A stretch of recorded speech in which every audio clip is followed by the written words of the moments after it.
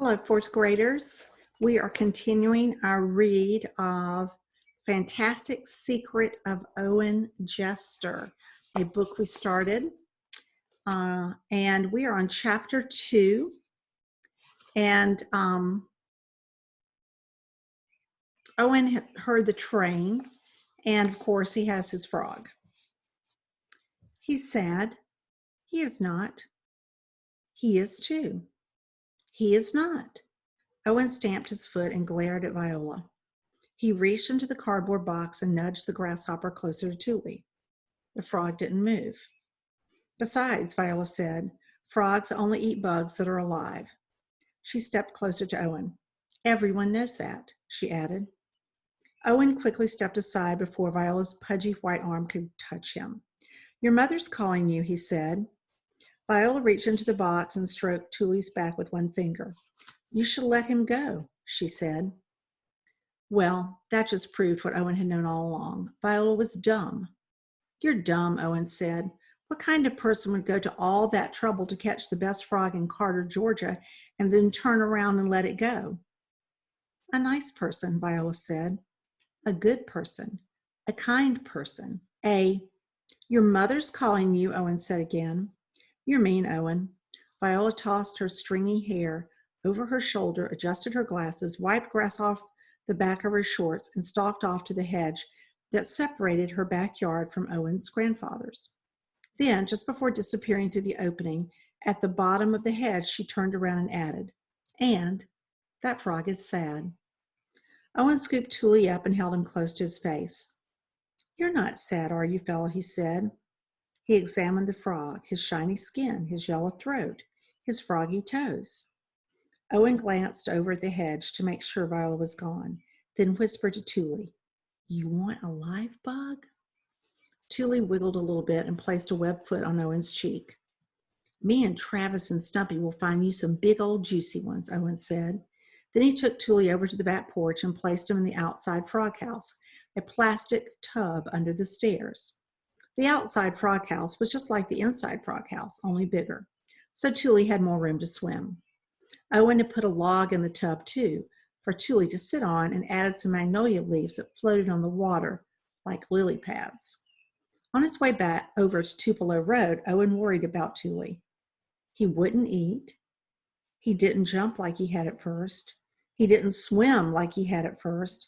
His eyes didn't seem quite as shiny. His skin didn't seem quite as smooth. But mixed in with the worry about Tuli was some thinking. Owen kept thinking about that noise he had heard last night. That thud.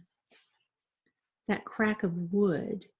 That tumble, tumble, tumble sound. Something had fallen off the train. Owen was sure of it. He had planned to dash down to the tracks first thing this morning and look for it. But then Viola had crawled through the opening in the hedge and stuck her nosy nose into his business and said all that stuff about Tuli being sad, and now he had to find some live bugs. But he couldn't stop thinking about that noise or wondering if he was right about something falling off the train. And if something had fallen off the train, what in the world could it be? Chapter 3, page 15. How much do bullfrogs eat? Travis said. Owen cupped his hands over the cricket. Got him.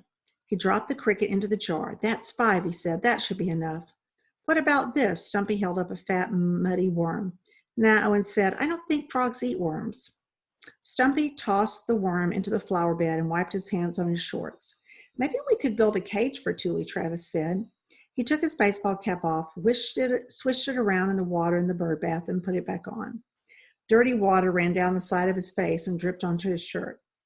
Y'all get out of my garden, Jolene Burkus hollered out the window. The boys ran through the garden, trampling marigolds and tripping on cantaloupe vines until they reached Stumpy's yard. Jolene Burkus had moved into the house where Owen used to live. She had torn down Owen's fort and made a garden. She had hauled off all the car parts on the back porch and put a rocking chair there. She had painted right over Jester on the mailbox and stenciled on Burkus in perfect black letters. And now she spent the livelong day hollering at Owen and Travis and Stumpy every time they set foot in her yard, which used to be Owen's. Maybe we could build a cage, Travis repeated as they flopped down on Stumpy's front steps to examine the crickets. What kind of cage? Owen said. A cage in the pond, Travis tapped on the side of the cricket jar. A cage in the pond? That wasn't a half bad idea. We could use that chicken wire in the barn, Owen said. Yeah, Stumpy said. Bugs and stuff could get right through it. And we could make a door so we could take him out, Owen said. And so the boys planned. They planned how big the cage would be and where they would put it and where they would get the things that would need to build it. All afternoon they planned. And the more they planned, the better Owen felt about Thule. Owen had been so busy planning he had forgotten about the noise, the thud, the crack of wood, the tumble, tumble, tumble sound. But that evening at the supper table, he remembered. I'm going outside, he said, pushing his chair back with a scrape and heading for the door. His father didn't even look up from his pork chop. His mother said, Be back before dark. Arlene squinted over at him from the sink and muttered something under her breath about bad manners and green beans. The two dogs, Pete and Leroy, leaped off the porch after Owen, and the three of them raced across the yard into the woods and along the path toward the train tracks. Owen had explored every inch of the woods and fields around his grandfather's house. The main path zigzagged around trees and boulders to the middle of the woods. Then it forked. The path to the left led to a field full of weeds and prickle bushes, then continued on down to a tilted, rotting dock at Graham Pond. The path to the right led around the pond to the train tracks on the other side. Owen was not allowed to go down to the train tracks. Travis and Stumpy were not allowed to go down to the train tracks. Owen and Travis and Stumpy went to the train tracks nearly every day.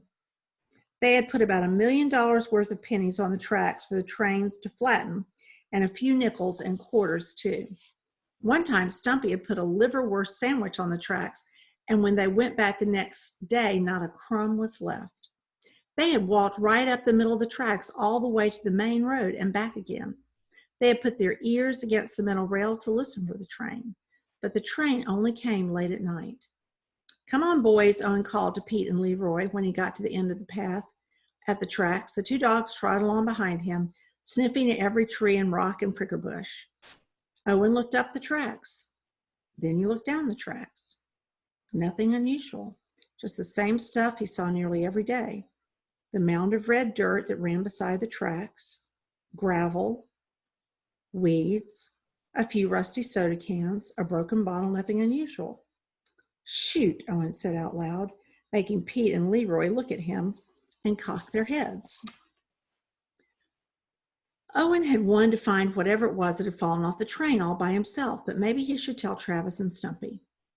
Owen and Travis and Stumpy had always been good at finding stuff together. But then there was the problem of nosy Viola lurking around, following them, spying on them.